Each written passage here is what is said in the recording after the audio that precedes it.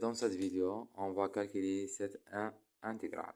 Pour calculer cette intégrale, en utilisant les trois relations suivantes. Donc, soit x appartient à R, on a cos à la puissance 3 de x égale cos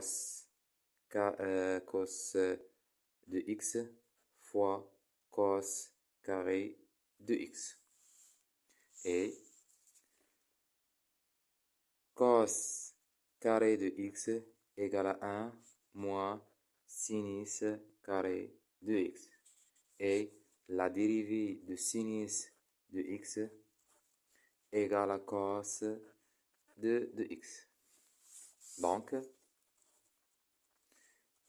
G, ou l'intégrale comprend entre 0 et p de cos à la puissance 3 de x d de x égale l'intégrale de cos de x, cos carré de x, d de x. Donc, cette expression égale l'intégrale de cos de x facteur 1 moins sinus carré de x, d de x. En développant cette expression, on obtient l'intégrale cos de x moins cos de x sinus carré de x, d de x. Donc, cette expression égale, on a cette expression, voilà la dérivée de sinus prime moins cette expression, voilà la dérivée de sinus prime fois sinus au carré de x, d de x. Donc là,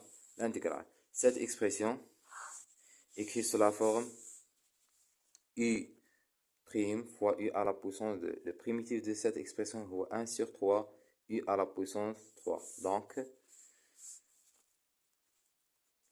le primitif de cos de x égale à sinus de x moins le primitif de cette expression égale ou 1 sur 3 sinus à la puissance 3 de x.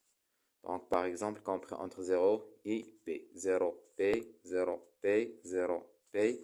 Donc, on a 0, p. On remplace x par p. On obtient sinus de p moins 1 sur 3 sinus à la puissance 3 de p.